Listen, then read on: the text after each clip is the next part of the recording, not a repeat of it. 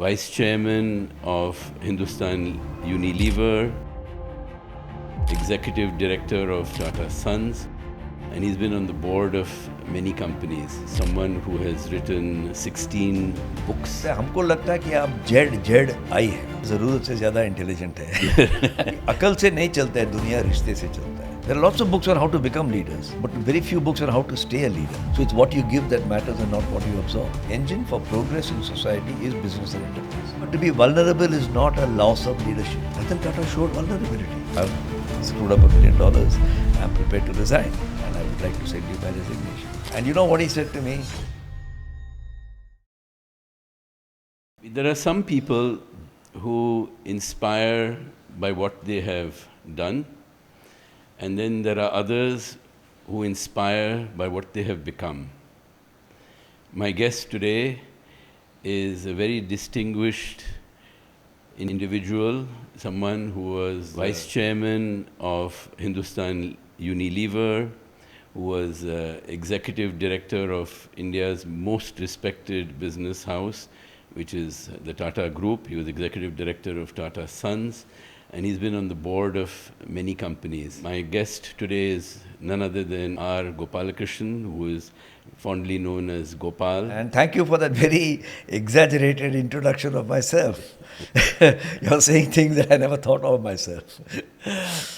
Maybe you learn some things about yourself Absolutely. that you had not discovered. And Absolutely. that's exactly what this whole conversation is about, is to share things about yourself which others haven't yet, those facets they may not have seen, so that we can inform and they can learn and benefit from. But so thank you again.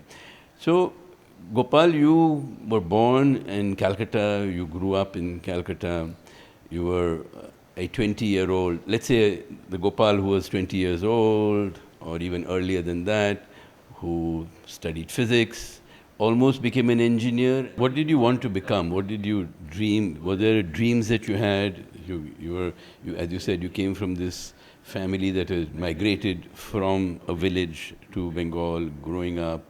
And did you have any dreams, aspirations? I'll tell you honestly, at that age, my dream was to be able to wear a shirt and a tie and a trouser and go to an office like my father. I mean, that was the limit of my... But as I grew older, I mean, that is a 8 years, 9 years old sort of dream. As I grew older, for a variety of reasons which I can mention, but I will avoid doing so at this point of time, I got fascinated with optics and electronics. I think, when I think back, it is because we had a damn good teacher. Mm. You know, we underestimate how important teachers are. Yes. In people's predilections. And he was a Jesuit, he was a Belgian, and he would come in his old Belgian English lilt.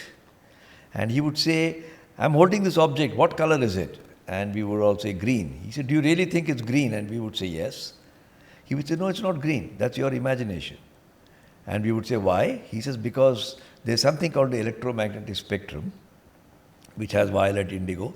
This is coming onto this, and this is reflecting back the green. It's absorbed the others. So we said, okay, that's a good lesson in physics. He said, no, it's a good lesson in life. If you want to be seen in one way, you must reflect that back. If you talk about love, you must give love back. Okay. If you are wealthy, you must give the wealth back. You cannot hold it to yourself because then you are not seen that way. So jolly people are people who reflect jolliness. They internally may or may not be jolly. That's beautiful. Wealthy people are people who have reflected the wealth back and given it to society. Religious people are those who have spread love and sunshine around.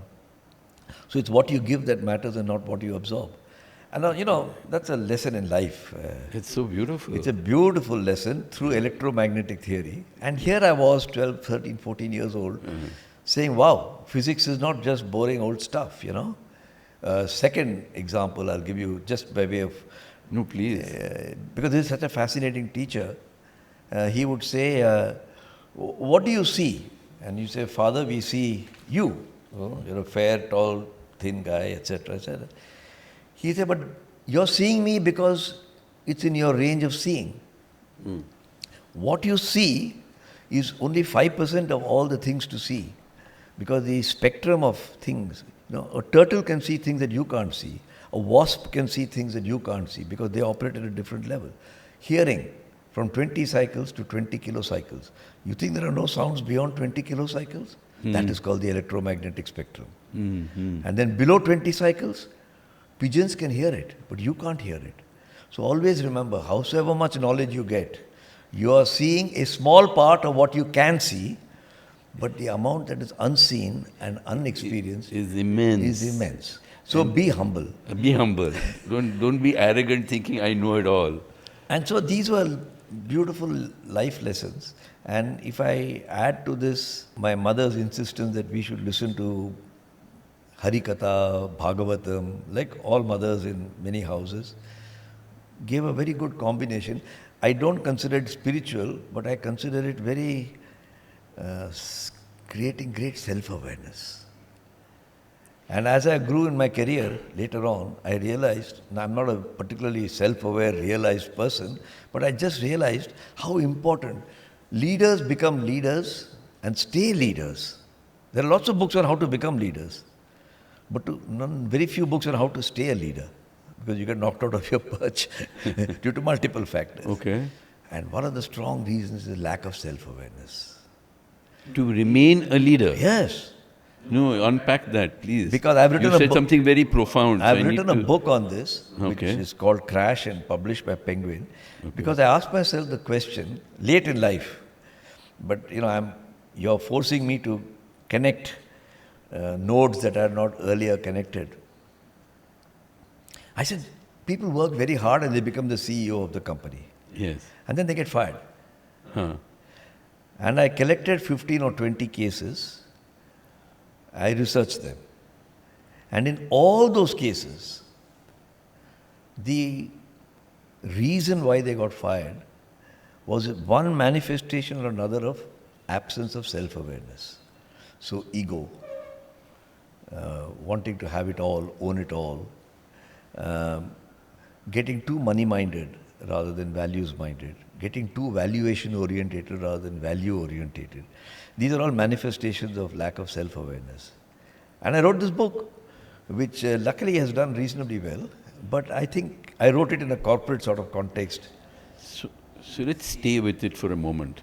So if I have this inflated sense of ego, I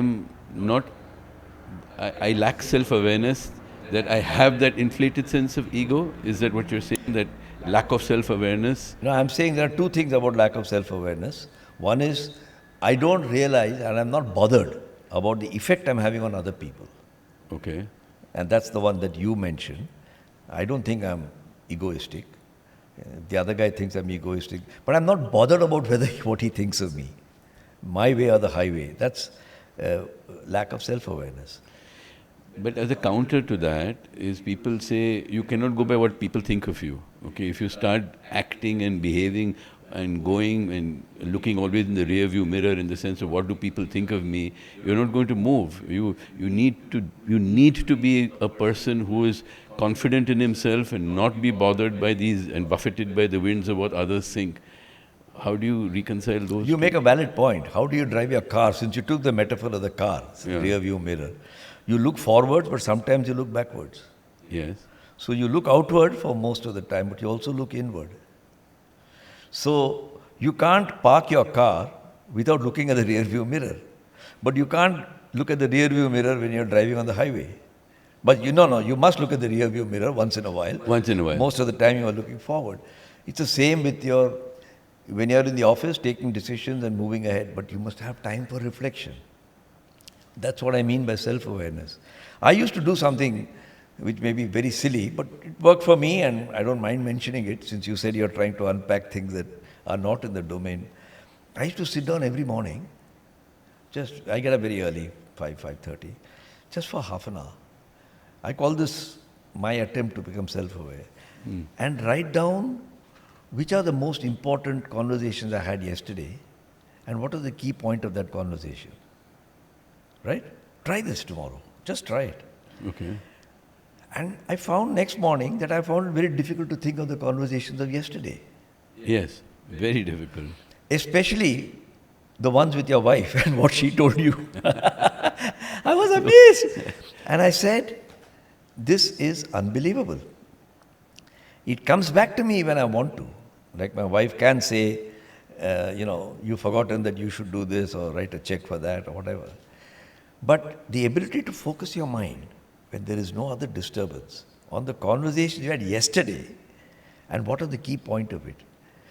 And that became a very important source of self-awareness for me, to listen more carefully. I have attended a lot of training courses in my career on how to present better, how to write better, how to be more persuasive, how to motivate people. Yes. Nobody sent me on a course on how to listen. And I said, this is my lesson on listening. So I started researching how to listen. And I've written about that in one of my books. That people should run courses on things that we don't naturally do. There are 5 steps forward, but you go 1 step backward once in a while. And nobody writes on those except the spiritual people. There are lots of people who tell you how to listen, but they are gurus and they wear saffron, and we tend to treat that in a different context, So converting that wisdom, which has been Eastern tradition or human tradition for a long time, is something that I found very fascinating. Yeah. Coming back to your life a little earlier on, okay, and you said your life is about unplanned coincidences. So share with us what are some of those coincidences that, that worked for you. If I talk of an accident, the first is I wanted to be a computer engineer. Actually, even before computer engineer, I wanted to be an Air Force pilot because I was learning electronics. And I said avionics was becoming a big thing. They took one look at me and said, with your glasses, there's not a chance in hell you can fly a plane. If you want, we can take you in the signals wing, which sounded too boring. So I didn't join the Air Force. I joined the NCC. I became an under officer with the hope that that will all promote my career in the Air Force. Then I became Hindustan Lever. I didn't become a computer engineer. I became a huckster who was selling Lifebuoy soap and Dalda. You were actually then selling. You moved from being a computer engineer to a salesman. To a salesman. And that was completely alien to me because, frankly, I was 24, 25. I thought it's below my dignity to be a salesman. We have all these ideas drilled into your head because an IIT engineer is a guy of some stature, in your own making, that is, not to the rest of the world. And when I was going for sales, they sent me to Punjab, which I'd never visited in my life. And I was given all sorts of hairy stories about how the Punjabi salesman would drink and socialize. And I was a bit more of a withdrawn, introverted guy. Tamil, vegetarian, Tambraham. When I landed up in Delhi, my then boss was a good, heavy Punjabi guy. He says, मैंने आपके कागज सब देख लिया है, आप लगते हो बड़े इंटेलिजेंट हो. तो ऐसे क्यों आप कह रहे हैं? इसे तो फिजिक्स पढ़ा है, फिर तुमने IIT गया है, हमने तो सिर्फ डालडा बेचना है, आप कर पाओगे? तो ऐसे आपको शक क्यों होता है? हम कोशिश करेंगे. एंड देन ही सेड, आप लगता है, हमको लगता है कि आप ZZI हैं. ZZI. सो आई सेड, साहब वो होता क्या है ZZI? ये तो हमारे पंजाब में कहते हैं कि ये ज़रूरत से ज़्यादा इंटेलिजेंट है. एंड तुम लगते हो कि डालडा वालडा बेचने के लिए ज़रूरत से ज़्यादा intelligent. Which is a nice little take. But then I fell into the groove and I learned to be more extroverted because I was quite an introvert, relatively speaking. These are all relative words. And then I became marketing manager, which was my great ambition fulfilled. And then my company said, will you go be the export director? I knew nothing about exports, nothing. I had hardly traveled abroad. I'd been once or twice on little things. And then they said, will you become chairman of Arabia? Never in my plan. And I was the first Indian from Hindustan Lever to become chairman of an overseas subsidiary. Many people had gone before me as senior vice president in staff functions or to the main board of Hindustan Unilever, but never as an operating company chairman. It's like in a family, they'll say so-and-so went as a managing director and he actually ran the operation of that factory, which is a big thing. He comes straight as an executive director of the parent firm. All of these were unforeseen, unexpected, and life is full of them. My moving on from Lever to Tata was also unexpected. It was never in my plan. We'll come to that. Yeah. About. So all of your these movement. are, I think life is a whole bunch of dots which you have not connected, but you like to think. When you think back, you have not connected them. When you think forward, you think you're capable of connecting. Connecting them. And that's what I mean by saying everything is an accident. Everything is an accident. Unplanned coincidences. They say na in Gujarati, I'm not able to reproduce it exactly, but you will recognize it. Hu karo, age ajante. This is ignorance if you think I have done it all. You should be, it's like a dog walking under the cart, thinking that he's pulling the cart. The cart is actually moving. The dog is just under it. I think this was attributed to Narsi. Narsi. Narsi Mehta. Narsi Mehta. Yeah. So both of us know our Gujarati literature to a small extent.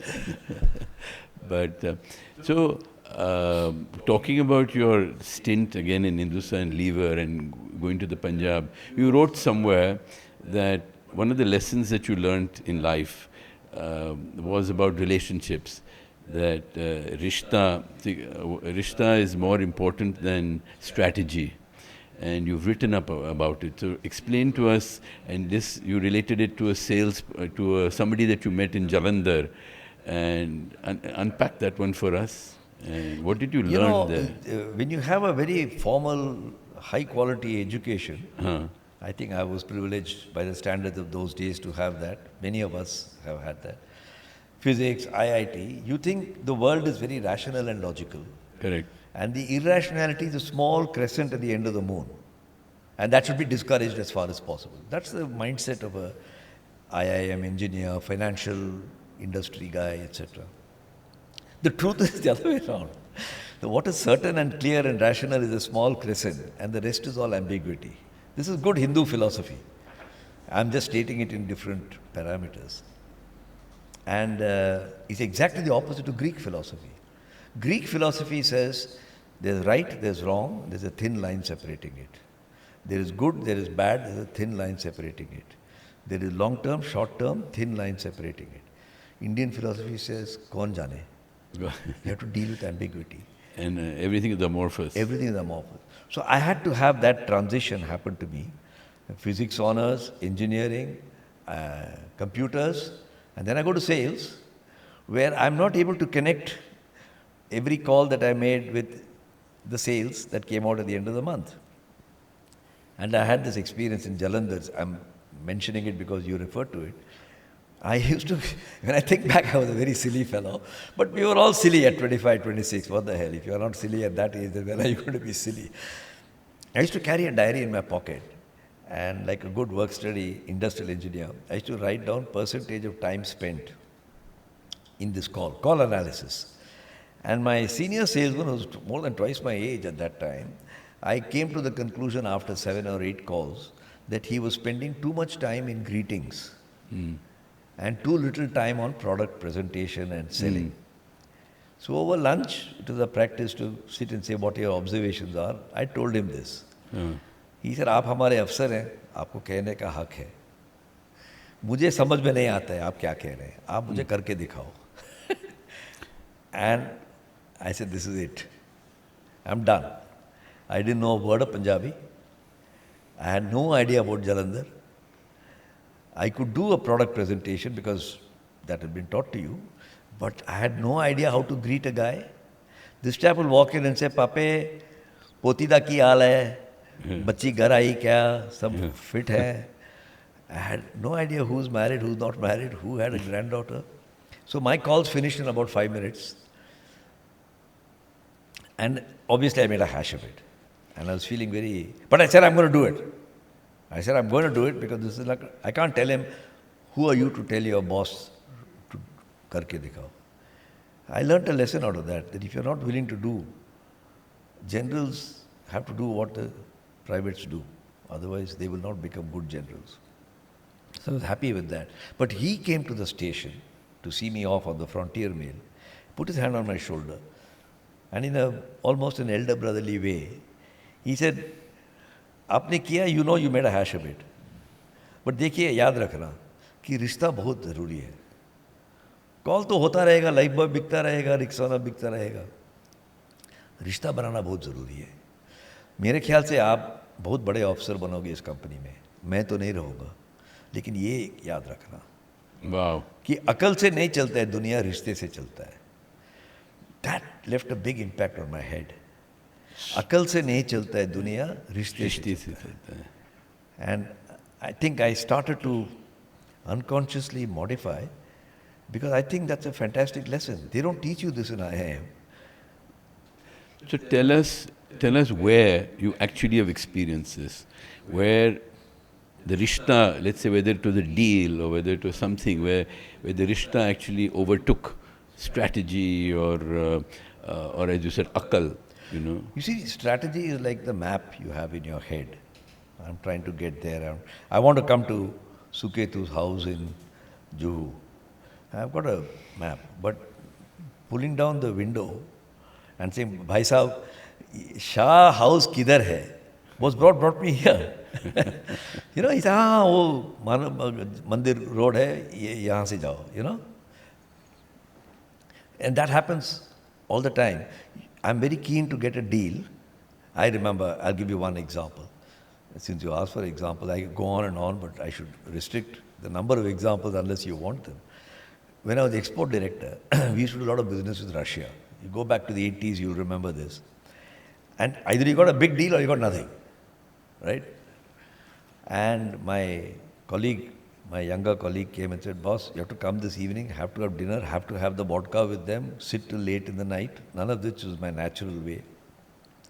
Because if they don't sign the contract in the morning, then we will not meet our target. It's a very large part. So I went. I suffered it all. I kept dropping in the one or two Russian words I had learned. I think I drank the vodka also, though I topped it up with water. And this kept on going on. And he said at about 12:30, my younger colleague said, if you want, you can slip away now and we'll close the contract in the morning. Now, I thought back at that experience I had of that little diary in my pocket. I was spending all my time drinking and singing Nesdrodnya with these guys. The actual contract is all done and only daskat karne ki baat hai. I realized how important it was to have that rishta. I'll give you a second example, if I may. Please. I had become export director. I was only 41. My great ambition, illogical ambition that I should be a director at 41 in Hindustan Lever had been fulfilled. And then I got a telephone call from my young friend Muktesh Pant, who was working with me at that time from Dubai, saying that in this garments exports we have lost $1 million and it's vanished. I don't know what exactly it meant. How can $1 million vanish? Remember, FERA, FEMA, you know, all those things were there. Yes. I panicked. To have $1 million, which in those days was probably, I don't know, 5 crores or whatever it was. And I had a dilemma. My throat was dry. I was young, cocky, export director of Hindustan Lever. And I can't find $1 million. And I'd been in charge already for 3-4 years. It's not that I had just been appointed. I can't blame my past. I went to Bipin Shah. You might remember the name Bipin Shah. The chairman. He was not the chairman, he was the director, but He chairman became of chairman. Lipton. Lipton, yeah, exactly. He was my mentor. I learnt a lot from Bipin Shah. I really learned business. My MBA is Bipin Shah. Management by Bipin's ideas. And he said, that's very surprising. So what are you going to do? I said, I'm going to wait for further information. And he said, then what will you do? In a very nice way, you know, not in an interrogatory way. And I said, I'll appoint a committee of people to look into the facts. He said, Gopal, since you asked me, I must tell you my advice. Have you done this deliberately? Have you tried to siphon off money? No.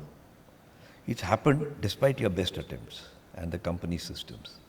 You made a mistake. Under your watch, $1 million has vanished. Go straight to the room of Ashok Ganguly now and tell him you need help. And he was your chairman. He was the chairman, and a rather ferocious chairman. Not the kind of guy you barged into his room, you know, just for a chit-chat. I said, I don't have an appointment. He said, bloody hell, forget. There are sometimes you don't wait for appointments. You just go. You need help. Remember, to be vulnerable is not a loss of leadership. I mean, listen to this. Vulnerable You're showing your vulnerability does doesn't not mean a lack loss of leadership. Lack of leadership, okay. Every leader feels vulnerable at times. I came out of his room. I wanted to ignore it, but something told me maybe he's got a point. He was 8, 10 years older than me and well-wisher. So I went to Ashok Ganguly's room till lunchtime. I barged in. I said, I need to talk to you. He said, come, sit down. Oh, what's the problem? It was all a bit the way formal meetings are. Very soon he saw that I was lost. And he said, 1 minute. He picked up his flask, poured some water, asked for some tea. He said, sit down. Tell me, what do you know? He said, the problem is I don't know anything. But we lost $1 million. I should have been fired in any other place. But within half an hour or thereabouts, he called the head of legal, head of finance, head of treasury, all the people important. He said, Gopal's got a problem, we got to help him. Now, when the chairman says that, everything falls in line. There would be some gossiping going on. It took us about 8 months to get to the bottom of it. We had got swindled in a business which we didn't understand. Selling knitted garments to somebody was not exactly Hindustan Lever's competence. And I realized relationships are far more important than keen intellect. Because all the guys who were helping me, they're all fine friends now. But at that time, they were just colleagues, They're walking that extra mile. I want to help Gopal. This was my imagination. And I think because I saw from the work they did and the help they gave, they went to the Reserve Bank, they went to the Finance Ministry, they went to the Commerce Ministry, they went to the Export Promotion Council. And the troops were being encouraged, get on with your bloody work. Nobody was fingering me. There were a little bit of gossip here and there. At the end of 7 months, when we realized that we had lost the money, and we said so, we declared it, like Ratan Tata did when Tata Finance happened. We went and said we got a problem, and we said we'll pay the price for it, and we took it in our profit and loss account. In a moment of Lal Bahadur Shastri enthusiasm, I went to Ashok Ganguly and I said, I've screwed up $1 million, I'm prepared to resign, and I would like to send you my resignation. And you know what he said to me? He doesn't remember it, I still remind him. He said, when you created shit, you bloody clean shit and go. You should not come and tell me you're going to resign. You're going to be staying back and cleaning all shit. Okay? I stayed back, did whatever I had to. Probably because I inadvertently learned this lesson, that leaders, when they have to be vulnerable, they can show their vulnerability. It's not wrong. When Tata Finance happened, if I may jump to Please. Tata Finance, Ratan Tata showed vulnerability. I've seen it at such close quarters. The great, powerful Ratan Tata, which all he was. Just take a minute to tell what was, just so that we have a context to this. So around 1999, 2000, I had just joined Tata's. We had a company called Tata Finance, which had its own board. And we found out through a sequence of events, which we did not believe initially, that a fraud had happened in that company. Okay? The concluding part of the story, not to go through every gory detail for many years, was we prosecuted a number of people, and finally the managing director of that company committed suicide. Oh my God. It was not a very happy episode. It can't be a happy episode. But I'm telling you, it was huge actually. It was huge. It was huge. Tata Sons took in that time. hit of almost 800 crores. In those days. In those days. It was very, very 2001. Yeah. But I'm coming back to the vulnerability and the relationship part. Understandably, we were all distraught, but Ratan Tata was extremely distraught. It bears the name Tata Finance. You've been taken to the cleaners, etc. And he did exactly the same things. He's put Ishaq Hussain in charge to clean up the thing and to get into the detail, to send people out to Reserve Bank, to SEBI, to whoever, and say, we've got a problem, showing a vulnerability. The mighty Tata is showing a vulnerability, saying, we don't know, we got hit. We obviously made some mistake, but give us some time, and until then we will take, and we were getting all the bad press and everything that bound to company this. And there was a particular meeting which I always recall because it brings out that story that, being human, what you just said a minute ago. Tata Chemicals was the meeting. Normally, in Tata Chemicals, if some shareholder says, I want to raise a question about Tata Steel or Tata Motors, he'd be told, that's in a different meeting. In this meeting, you keep to this. One old Parsi gentleman came and he said, what will I go home and tell Freny? I put all my savings of 3 crores or something into Tata Finance because I trusted the Tata name, and now Freny will die if he hears my story that it's gone. Ratan Tata jumped up and he said, please go home and tell Freny that you will get your 3 crores back. That's my assurance to you. I'm saying it in public, you can record it. And then he sat down. I was the vice chairman, he was the chairman. Wow. Leaned across and I said, boss, what have you done? You don't know. You don't know the size of the damage. Size of the damage. Every Freny was to be paid 3 crores, it may cost you. He said, Gopal, if you don't do the right thing at the right time, there's no point. I've said what I felt it very deeply. Because that Freny could be my sister, my mother, somebody like that. And her life savings. And her life saving. 3 crores means a lot to that guy. Finally, just for your information, I think the total bill was 500 or 800 crores. I've now forgotten, it's 25 years ago. It's a huge sum. And we could have taken enough lawyers advising us that under the Companies Act, your liability is limited to the share capital. We would have got away with whatever it was. 30. No, but what damage it would have done to your reputation, your storied name and the trust which takes. All that. So learning to do the right thing at the right time, showing your vulnerability. If you're not vulnerable at that time, listen, if your father's passed away and you're not vulnerable, then something is wrong with you. So it's natural, it's human. What we forget in our life's journey is that we somehow stop being human. That is not true. It's not true. People like leaders, whether they're in politics or in business or in a family. You must be human. Once in a while that humanity is tested. And at that time if you don't strategize to be human, you just are. You just are. And I think these are all very important manifestations of this point that you started with, which is why do relationships matter? What does humanity mean? And do you look at the front window or do you look at the back view? This comes out of self-awareness. If there is no self-awareness, you're just unwilling to accept that you ever made a mistake. And you'll find leaderships in the public domain of people who are unwilling to accept they ever made a mistake.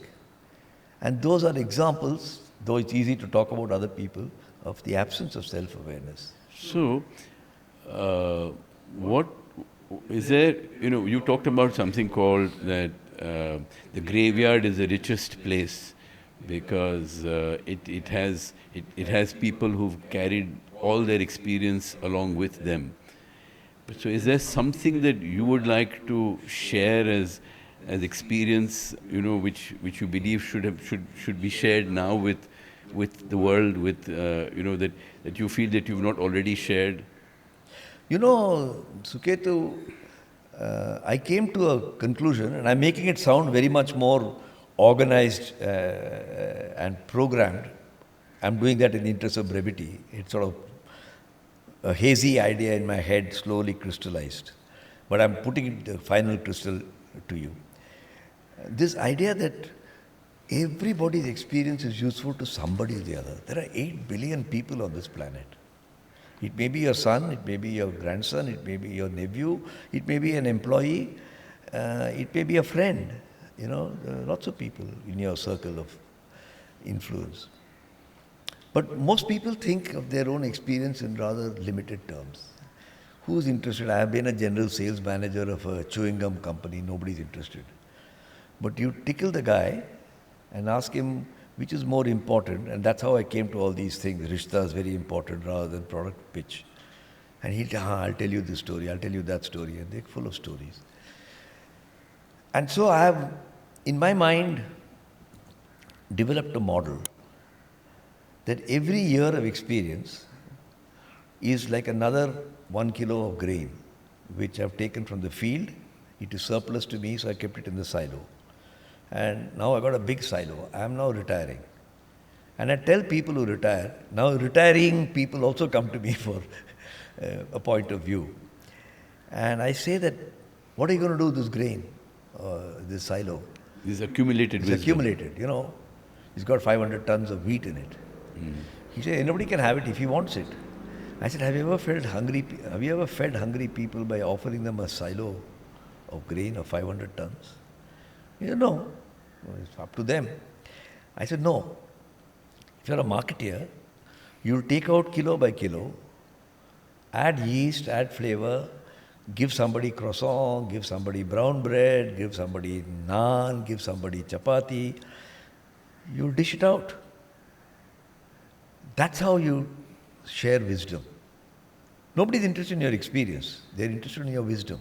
There's a hell of a difference between converting experience to wisdom is the equivalent of taking out 1 kilo and adding yeast or salt or whatever to it. And I said, that is something you have to do. So they said, how have you done it? And I said, why do you think I write books? Not because I'm expecting to win a Pulitzer Prize. I'll never get a Pulitzer. I'm not trying to get a Pulitzer Prize.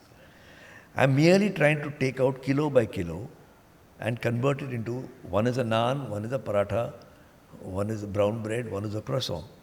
And depending on what you like, different people are buying it. Today I have sold over 200,000 of my books. Is it in the millions? No. Am I a Chetan Bhagat? No, I'm not. I'm not trying to be.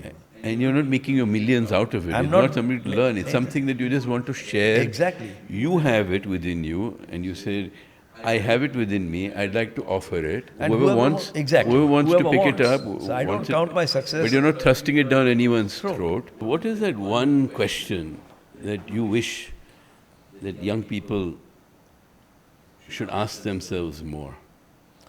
For me, my one question, having spent all my life in business and enterprise, is business, how can business and enterprise be a force for social good? Okay, this is a big one. Please expand on that. You know, I believe if there's no, sorry, I must go back a bit so that you get the backstory. I believe the engine of change for the good, progress, engine for progress in society is business and enterprise. Business, without business and enterprise, this is the inner circle. So you make money. That's one way to put it. No harm in making money. What do you do with the money? It spills into the second concentric circle, which is to provide people their way to make money. So jobs, employment, upgrading skills, setting up new factories, all that stuff. And from there, it goes to the third circle, which is social good. Philanthropy, putting up centers of performing arts, endowing universities, etc. And I'm saying, if you don't have this inner circle, this jelly, then the rest of the biscuit will not be sweet. Correct. Now there's no human activity which is perfect, and there'll be bad boys in each of these characters. But there are three circles to remember. And business and enterprise is a very noble activity if it's done properly, because it is the engine that provides the money to the governments, to society, which in turn helps the poorer people. You know, how do government pay for, you get taxes and you use the taxes for that. And then it spills over into setting up, whether the government does it or you do it. So CSR, the CSR which we charge in India to companies is a very good example of that. 20,000 crores is being collected today. Now one view to take is, Dana, my business, this is a Musk sort of view, it's the government's job. Why should I pay 20,000 crores? Correct. That's increasingly happening in America, unfortunately. Exactly. The other view to take is, I'm giving this 20,000 crores, but I'm not going to just hand it over to somebody. Around my factory, around my office, sales office, whatever, I'll do something. And people are spending time and money good companies, at least those I am associated with, in figuring out how to make that buck work a bigger bang. No, absolutely. It is good, right? Yes. Not just signing a check. No, it actually helps them because it Absolutely. helps those companies, the communities around them, so that you're A, uplifting them, B, it also helps you in your industrial relations. It's not a vested interest, but just creating a community that you care for and cares for you. You have peace around your factories and So businesses. I think I call these activities Dirghayush activities. I'm obsessed with this now. You caught me at the time because my next book, number 22, is on that subject. Dirghayush. Dirghayush. I'm working on 21 and 22, and 22 happens to be titled Dirghayush. And I'm saying, and your question was, making sure I don't lose track of what you asked. What is it that you would like young people to feel? I like young people to feel that whatever profession and activity they undertake in their life should have Dirgha Ayush. Dirgha Ayush is long life. And if you approach your activity, whether it's in theatre or in music or that this should have a long life, it should have impact. Long life is not just a number of years. If it's an enterprise, you can say long life. It should have impact. Then you should be obsessed with that. Good impact. Because that society moves by multiplying the compounding effect of good impact. So what is that question that young people should be asking themselves? How can I make business and enterprise have a greater and greater social impact? Okay. I am almost deprecating. I use the word almost because it depends on how you look at it. This obsession with valuation and the absence of values. Because you want to, why should an education company want to start up, have a valuation of $20 billion within 5 years? I can't understand. It's like, would you raise your son or daughter who at the age of 10 should be 6 feet tall and 300 kilos in weight? No hurry. Let him grow up naturally. If you want your son at the age of 5 to quote Shakespeare and you put him through an educational routine, you would have created a distorted son. We are creating distorted companies by this focus on valuation rather than value. Now, there are always exceptions, but this is what I want to persuade people. There's no point wagging your finger because young people don't like oldies to wag their finger. That Dirgha Ayush means what a family does. You know, families, grandfather doesn't tell you feed him more and more protein or feed him more and more meat and make him to exercise 12 hours or 24 hours so that he becomes a big muscular guy. Why should you do that to a company? So I think it has been, thank you so much. This has been very informative. I'm really delighted that you took this time to be here and have this conversation. And to my audience, thank you so much for joining. Continue to be curious and continue to be human. Thank you.